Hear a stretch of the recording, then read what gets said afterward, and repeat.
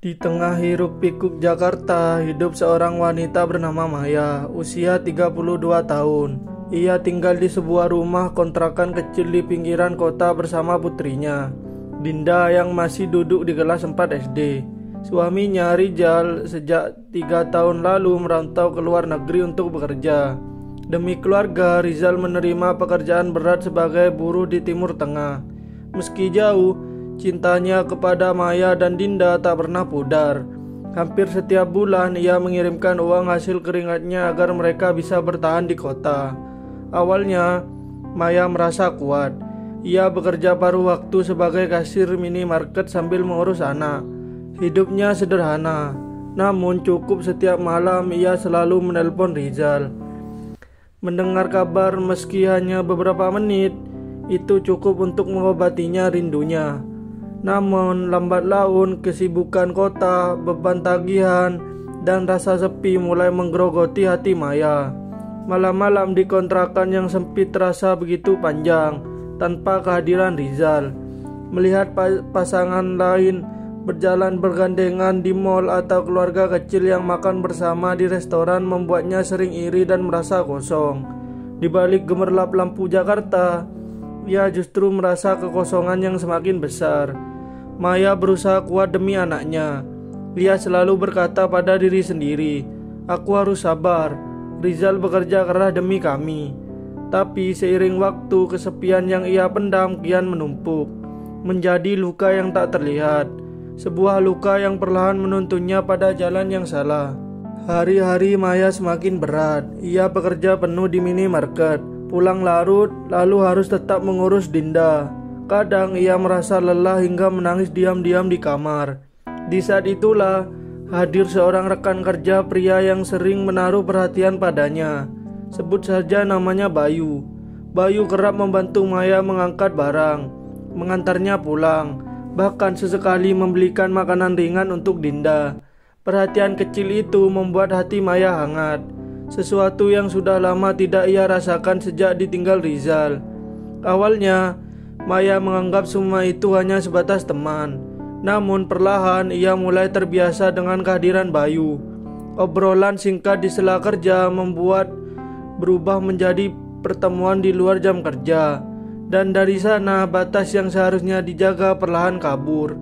Maya mulai terseret ke dalam hubungan yang tak semestinya. Tak berhenti di situ. Di media sosial, Maya juga berkenalan dengan seorang pria lain. Ia pikir hanya sekedar mengisi waktu, melepas sepi. Namun pertemuan demi pertemuan membuatnya semakin jauh dari jalan benar. Maya tahu ia sedang melukai pernikahannya, tapi kesepian membuatnya buta. Setiap pulang ke rumah, ia menatap foto suaminya di dinding. Hatinya diliputi rasa bersalah. Namun rasa bersalah itu kalah oleh rasa ingin diperhatikan. Maya pun semakin terjerat. Hingga tanpa sadar ia menjalin hubungan dengan lebih dari satu pria sekaligus. Di tengah hingar-bingar kota yang tak pernah tidur, Maya justru semakin terseret dalam kesunyian di dirinya sendiri. Ia tidak tahu bahwa langkah-langkah salah itu kelak akan membawa penyesalan yang begitu besar. Suatu malam, Maya menerima telepon dari luar negeri. Suaranya bergetar ketika mendengar kabar bahwa Rizal jatuh sakit parah di tempat kerjanya. Dokter mengatakan kondisi Rizal lemah akibat kelelahan bekerja berjam-jam di bawah panas terik demi menabung untuk masa depan keluarga. Kabar itu membuat hati Maya hancur. Ia menangis sepanjang malam, merasa tubuhnya seperti tak tertulang. Bayangan pengorbanan Rizal muncul satu persatu. Bagaimana ia rela meninggalkan tanah air, keluarga, dan kenyamanan demi memberi kehidupan lebih layak untuk Maya dan Dinda. Saat itu juga Maya merasakan rasa bersalah yang luar biasa. Ia sadar sementara Rizal berjuang keras di negeri orang, dirinya justru terjerumus dalam hubungan gelap yang mengkhianati janji pernikahan. Hatinya penuh sesal. Dalam tangis Maya bersujud, memohon ampun kepada Tuhan. Ia berjanji dalam hatinya untuk berhenti dari semua kesalahan itu. Ia segera memutus semua hubungan dengan para pria yang pernah mendekatinya. Nomor telepon mereka ia blokir. Akun media sosial ia hapus. Maya tahu jalan untuk memperbaiki diri tak akan mudah, tapi ia harus memulainya. Sejak hari itu, Maya mulai mengisi waktunya dengan hal-hal yang lebih baik. Ia aktif menghadiri pengajian di masjid komplek, mengikuti kelas menjahit di balai RW, dan perlahan membangun usaha kecil menjual pakaian anak. Tetangga mulai melihat perubahan sikapnya, lebih ramah, lebih peduli, dan lebih tenang. Dalam hati, Maya tahu ini adalah kesempatan kedua yang diberikan Tuhan. Ia tidak ingin menyia-nyiakan lagi. Ia ingin ketika Rizal pulang, ia bisa melihat seorang istri yang baru, yang lebih kuat, lebih setia, dan lebih bertanggung jawab. Beberapa bulan kemudian, Rizal akhirnya pulang ke Indonesia.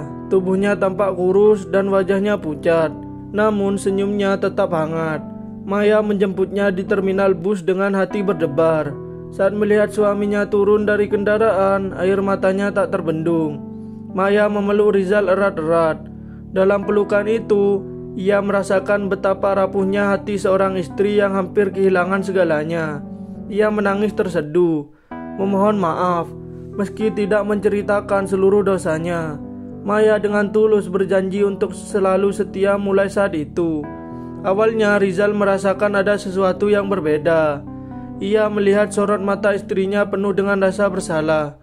Namun seiring waktu, Rizal juga menyaksikan perubahan nyata dalam diri Maya.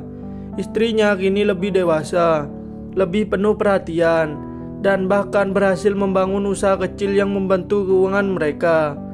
Pada suatu malam, ketika mereka duduk di ruang tamu sederhana rumah kontrakan, Rizal berkata dengan suara lirih, "Maya, aku tahu hidup kita tidak mudah.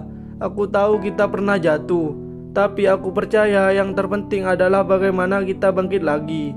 Kata-kata itu membuat Maya kembali menangis. Baginya itu bukan hanya kalimat, tapi sebuah pengampunan. Sejak hari itu, rumah tangga mereka dibangun kembali. Maya tidak lagi larut dalam kesepian, karena ia sadar bahwa kesetiaan bukan sekedar menunggu, melainkan menjaga hati meski dalam godaan. Ia juga belajar bahwa pengampunan adalah anugerah besar yang bisa menyelamatkan sebuah keluarga dari kehancuran. Dan di tengah kerasnya kehidupan kota, Maya dan Rizal menemukan arti sebenarnya dari cinta. Bukan hanya tentang bersama dalam senang, tapi juga bertahan dalam jatuh, dan bangkit bersama menuju hidup yang lebih baik. Hari-hari baru pun dimulai. Maya kini benar-benar menata ulang hidupnya. Ia mengubah pola pikir, mengisi waktu dengan kegiatan positif, dan terus mengembangkan usaha jahit pakaian anak yang semakin banyak diminati warga komplek. Dari hasil kerja kerasnya, ia bisa menambah penghasilan keluarga tanpa lagi sepenuhnya bergantung pada Rizal. Anak mereka, Dinda, kini semakin tumbuh besar. Ia sering membantu ibunya merapikan pakaian atau mengantar pesanan ke tetangga. Maya merasa damai setiap kali melihat senyum Dinda. Senyum itu baginya adalah pengingat bahwa ia harus tetap teguh dan tidak boleh lagi terjatuh pada kesalahan masa lalu. Namun, meski kehidupan perlahan membaik, Maya mulai dihantui rasa bersalah. Kadang ketika melihat Rizal tertidur pulas setelah seharian bekerja serabutan di kota, Maya termenung. Ia bertanya dalam hati, apakah aku pantas mendapatkan pengampunan sebesar ini? Bagaimana jika Rizal tahu semua yang sebenarnya?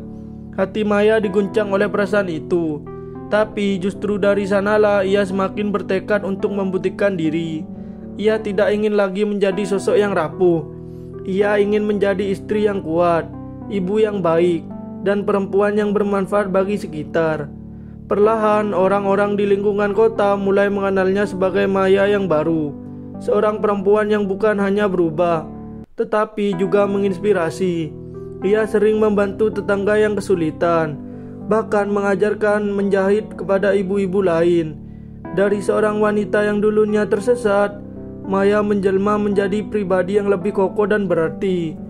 Di tengah kerasnya kehidupan kota, keluarga kecil ini menemukan cahaya baru.